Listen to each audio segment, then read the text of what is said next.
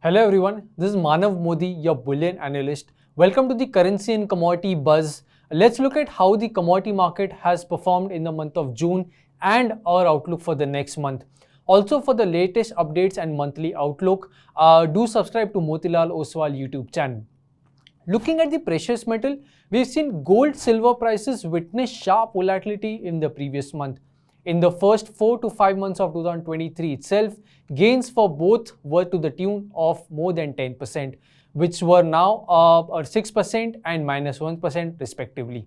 We witnessed increase in the tussle between risk on and risk off. Dollar index is down by 1.5%, while US 10-year yield is up by 2.5%. Last US CPI was reported at 4%, down from the peak of 9.1 in the month of July last year. Change in Fed probability chart also triggered a sentiment influencing a move in prices. Comments from Governor Powell and hawkish pause by Fed weighed on metal prices. As Fed and RBI announced a pause, BOE and ECB continued to raise rates by 25 and 50 basis respectively. On economic data front, manufacturing, service PMI, IIP and weekly jobless claims were supportive for safe haven, while retail sales, NFP and GDP weighed on the same. Fall in silver prices also influenced a reversal in gold and silver ratio from 80 to 86 levels. Towards the end of the month, there were also some chaos regarding Russia. Updates regarding the same will be very important to watch out for. After a sharp fall in both gold and silver prices, we could see some relief rallies in both. However, in the short term, till the time important levels are not breached, it could consolidate in a range. Talking about the energy market, we've seen oil prices remain weak for last month despite the expectations of a looming oil market deficit. Prices have remained surprisingly low. Record crude oil imports from China, along with a bullish outlook for air travel, have failed to support the prices. Geopolitical premium have emerged after Russian mercenaries made a short-lived rebellion towards the end of last month. More than 1 million barrels daily in additional production cuts from the OPEC Plus is what market participants are looking at. Compliance of OPEC Plus members still remains a major worry. Output from G7 countries saw a drop last month. It was significantly less than promised, which was at 1.15 million barrels per day.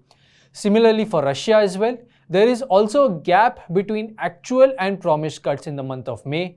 Russia is enjoying the benefit of slower production decrease and increase in the seaborne exports, which is a significant puzzle for the bull investors.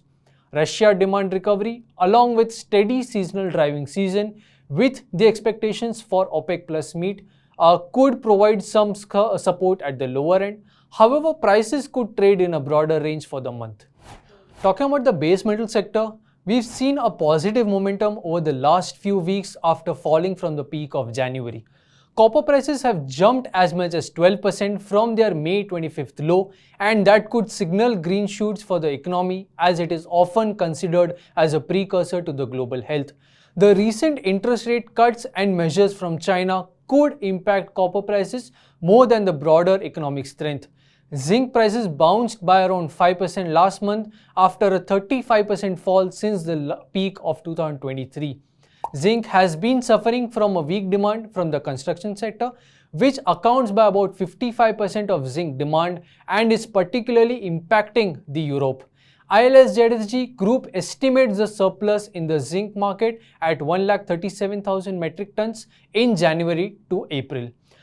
The complex has been under pressure from poor demand from China, weak data points from the US, recessionary fears and choppiness in the dollar index. Overall, China has started to do activities to revive their economy. DXY is hovering around 103. Europe is also under stress, while US and some parts of Asia are doing well. Once we have clarity over medium-term rates, inflation and boosters coming out of China, we believe metals will bottom and reverse sharply. Till then, there may be gushes of pullback after the recent fall, but clarity over strong buying remains unclear. Buying on dips could be recommended, particularly for zinc and copper. Thank you. Let us know in the comments if there are any topics you would like us to explore. Investment in securities market are subject to market risks. Read all the related documents carefully before investing.